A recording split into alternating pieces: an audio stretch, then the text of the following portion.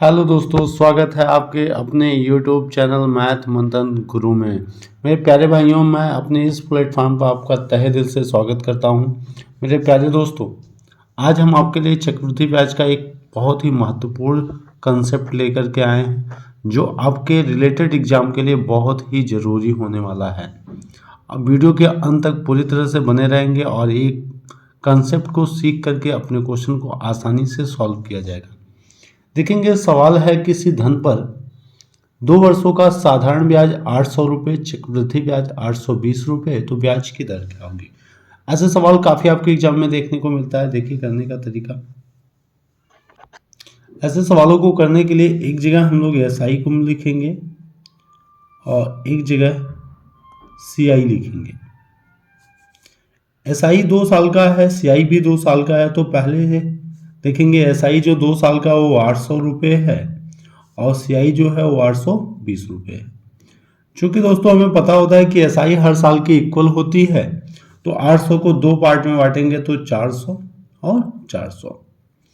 फिर हम ये भी जानते हैं कि अगर धन समान है, रेट समान है, तो पहले साल की SI पहले साल के CI के इक्वल होती है, यानी बराबर होती है। यानी पहले साल का SI 400 है, तो दोस्तों पहले साल की CI भी 400 ही रुपये होगी। अब इस पैटर्न के आधार पे 820 रुपये में से 400 रुपये पहले साल का हो गया, तो माइनस कर दीजिए 420 रुपये दूसरे साल की CI हो जाएगी। चूँकि हम जानते हैं CI का कंसेप्ट होता है कि अमाउंट पे लगने वाला ब्याज। अमाउंट पे लगने वाले ब्याज का मतलब हुआ कि ब्याज पे भी ब्याज लगेगा। तो 400 रुपये के ब्याज पे ब्याज लग करके 420 रुपया हो गया। नहीं, जो ब्याज इंक्रीज हुआ वो कितने रुपये, 20 रुपये बढ़े। यह 20 रुपया ब्याज पे ब्याज लगने वाला है, यानी 400 पे लगने वाला है। तो रेट निकालने के लिए 100 का मल्टीपल कर दिया जाए। तो यहाँ से रेट निकालेंगे तो 0 0 से कट गया, 5% आपके ब्याज की दर फाइनल आंसर के रूप में मिल जाएगी। बिल्कुल आसानी से, बहुत तेजी से ऐसे सवालों को कर सकते हैं। हम तो ये कहेंगे कि अगर एक बार आप अच्छे से समझ लेते हैं तो बिना पेन पेपर उठाए ऐसे सवालों को सॉल्व कर सकते हैं। भाइयों, आज अगले सवाल को इस पे आपके लिए लेके आए हैं, देखेंगे। सेम उसी पैटर्न पे एक सवाल और लेके आए हैं, ध्यान से देखेंगे कि सेम उसी तरीके से किया जाएगा।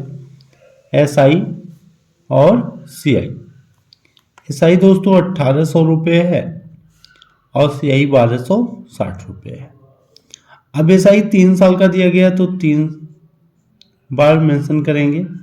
1800 को 3 बराबर पार्ट में बांटेंगे तो 600, 600 और 600। ये तीनों साल की SI हो गई। अब चूंकि प्रिंसिपल समान है, रेट समान है, तो पहले साल की SI CI की तरह काम करेगी। तो 1260 में से 600 निकल गया, चूंकि CI सिर्फ 2 ही साल की दी गई है।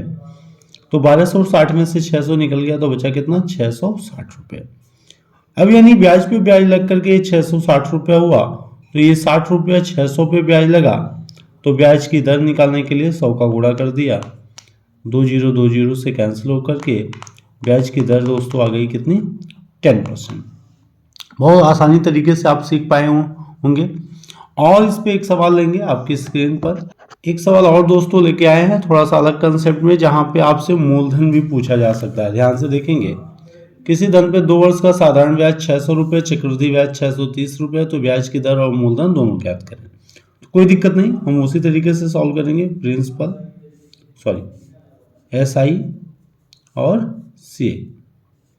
SI 600 रुपये है, CI 630 रुपये है।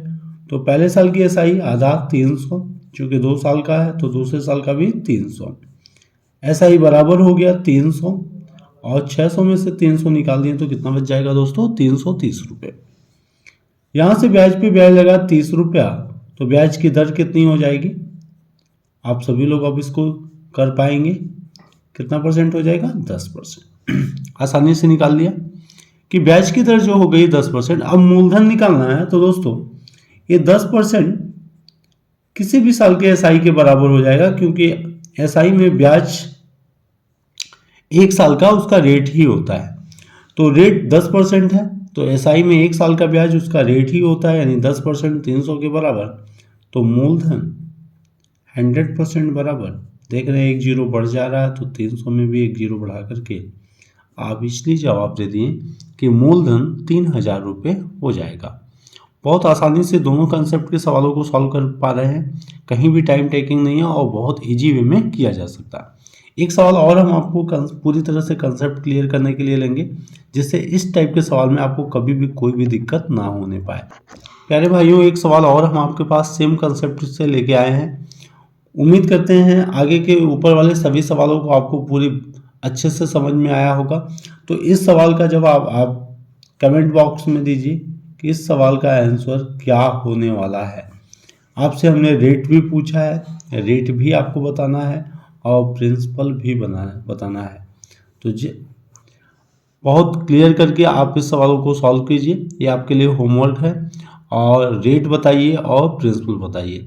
अगर वीडियो अच्छा लगा हो, कंसेप्ट क्लियर हुआ हो, तो वीडियो को ज़्यादा से ज़्यादा शेयर कीजिए और चैनल पर नए हैं तो सब्सक्राइब जरूर